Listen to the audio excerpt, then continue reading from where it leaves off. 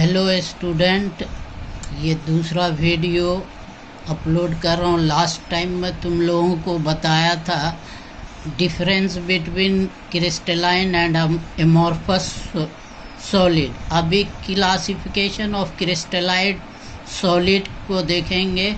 इसको क्लासीफाई किया गया है क्रिस्टलाइन सॉलिड को based on the constituent particles and the binding force present between them. The crystalline solids are classified into following four categories: molecular solid, ionic solid, covalent और network solid, metallic solid. Molecular solid में जो constituent particles होते हैं वो molecules हैं, और depending upon the nature of molecules these are further divided into the following three types. एक होता है नॉन पोलर मोलिकुलर सॉलिड, दूसरा पोलर मोलिकुलर सॉलिड, और तीसरा hydrogen bonded molecular solid. Polar non polar molecular solid में constituent particle तुम्हारा चाहे वो एटम हो या मोलिक्यूल्स हो, एटम जैसे इनर्ट गैस या नोबल गैस है उसका सॉलिडिफाई करेंगे, जैसे हीलियम या सॉलिड हीलियम, नियोन या सॉलिड आर्गन। तो इनके बीच जो कंस्टिट्यूएंट पार्टिकल्स होंगे एटम होंगे।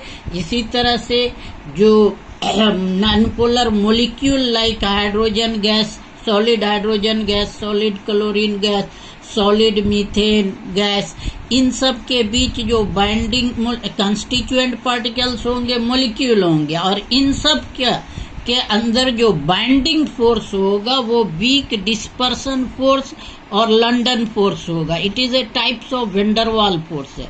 एग्जाम्पल में solid argon, solid H2, solid Cl2, solid I2, ये एग्जाम्पल्स है। उसके बाद पोलर मोलिक्यूल सॉलिड जो होगा, these are the crystalline solid in which the crystalline particles are polar molecule like HCl है, सल्फर डाइऑक्साइड है, सॉलिड अमोनिया है।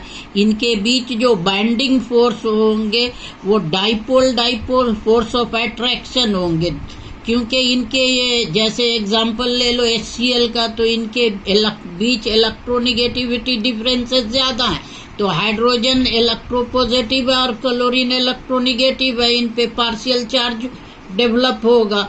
इसीलिए इनके बीच जो बाइंडिंग फोर्स होगा वो डाइपोल फोर्स होगा। और एग्जाम्पल इसका है solid HCl, solid sulphur dioxide, solid ammonia. इसी तरह से मोलिकुलर सॉलिड का तीसरा पार्ट है hydrogen bonded molecular solid.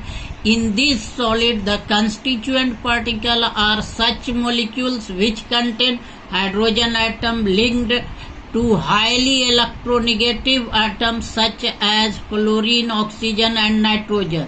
The intermolecular force of attraction among these molecules are a strong hydrogen bond, जैसे H2O आइस सॉलिड है, इसी तरह सॉलिड अमोनिया और सॉलिड हाइड्रोजन फ्लोराइड, इन सब के बीच जो है बाइंडिंग फोर्स होता है वो हाइड्रोजन बॉन्डेड फोर्स होता है। इसी तरह से अब दूसरा पार्ट आयोनिक सॉलिड, इनके बीच जो कंस्टिट्यूएंट पार्टिकल हैं वो पॉजिटिव या निगेटिव आयन होंगे, दैट इज केटायन या एनायन, और इनके बीच जो बाइंडिंग फोर्स होगा वो स्ट्रॉन्ग कूलम्बियन फोर्स या इलेक्ट्रोस्टैटिक फोर्स ऑफ अट्रैक्शन होगा। जैसे example sodium chloride, zinc sulphide, copper sulphate, sodium nitrate है।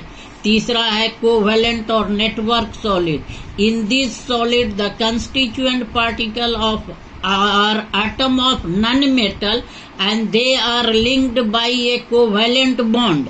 The arrangement extended throughout the solid and is called network. Therefore, this solid is also called network solid. Binding force between the constituent particle जो है covalent bond force है। Example में diamond, graphite, quartz, silicon, SiO2 etcetera है। चौथा जो है metallic solid होता है। In metallic solid the constituent particle are atom belonging to the same element. These are linked by metallic bond. Actually, even Actually, each metal atom supposed to consist of two constituents. One is the mobile valence electron which is present in valence cell. Valence cell में जो electron होगा वो, जिसको valence electron भी बोलते हैं. While other is positively charged residue called kernels. जो valence shell को छोड़कर जितने भी इलेक्ट्रॉन हैं, they are called kernel and they are positively charged.